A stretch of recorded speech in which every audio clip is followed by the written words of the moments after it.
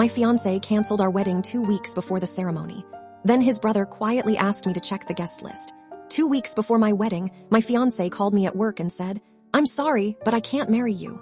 I honestly thought I had misheard him. I had spent 11 months planning that wedding. The venue was booked.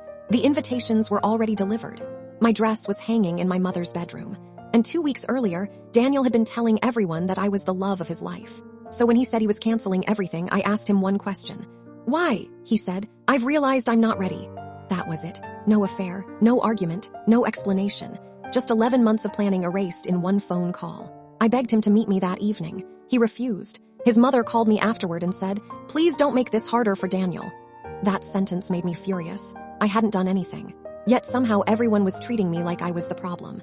I returned the engagement ring the next morning. I canceled the honeymoon. I called the venue. I contacted the caterer. I even apologized to guests who had already booked flights. For 2 weeks, I barely slept. Then, 3 days before the wedding date, Daniel's younger brother, Ryan, called me. He didn't say hello. He asked, "Do you still have the original guest list?" I said yes. "Don't change anything." "Why?" "Because there's someone on that list who shouldn't be there." I asked him who. He said, "I can't tell you over the phone." We met at a coffee shop. Ryan looked terrified. He slid a printed document across the table. It was a list of bank transfers. Daniel had been moving money from his parents' company into personal accounts for almost 4 years. Millions. Ryan had discovered it accidentally. But that wasn't the worst part. Daniel had also taken out several large loans using his parents' property as collateral. The loans were about to become due. If the bank discovered the fraud, Daniel would be finished. So he needed to disappear before the wedding. But why cancel the wedding instead of simply running? Because he'd been planning something much worse. Ryan showed me a second document. It was an insurance policy, a very large one. My name was listed as the beneficiary. I stared at him. "Why am I on this?" Ryan swallowed. "Because Daniel planned to marry you. Then he planned to die." I felt sick. Ryan shook his head. "No, he planned to make it look like you were involved." He explained the plan. Daniel had intended to leave the country after the wedding. Before leaving, he would arrange a staged financial trail showing that I had helped him move the stolen money. Then he would disappear. The evidence would point toward me. His family would lose their money. The police would investigate me, and Daniel would be thousands of miles away. But something had gone wrong. Ryan had found the documents. Daniel realized his brother knew, so he canceled the wedding. He thought ending the marriage would eliminate the insurance policy and destroy the evidence connecting him to me. I asked Ryan why he was helping me. He looked at the table. "Because my father is dying." What does that have to do with Daniel? He thinks Daniel is still the perfect son. He doesn't know what he's done. We went to the police. They opened an investigation, but we didn't tell Daniel. Instead, the police asked me to continue behaving as if I knew nothing. 3 days later, Daniel called. "I've been thinking. I made a mistake.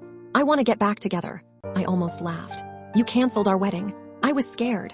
Scared of what? Of losing you. I agreed to meet him. But this time, I wore a hidden recording device. He talked for almost an hour. Then he finally said the words investigators needed. I only needed time to move the money. "I never wanted you hurt. I just needed someone to take the blame." The police arrested him the next morning. His mother refused to believe it. His father collapsed when investigators showed him the financial records. Ryan testified. The insurance company canceled the policy, and every accusation against me disappeared. 6 months later, I received a letter from Daniel's lawyer. He wanted to apologize. I never responded. A year after the canceled wedding, Ryan invited me to dinner. His father was there. He looked much older, but he smiled when he saw me. "I'm sorry," he said. "For what? For trusting the wrong son?" I shook my head. "You trusted the son you thought you had. That's different," he nodded. Then he handed me a small box. Inside was my original wedding invitation. He had saved it. "Why?" he smiled. "Because sometimes the wedding that never happens is the one that saves your life." I never married Daniel. I never got the wedding I'd planned. But I got something much more important.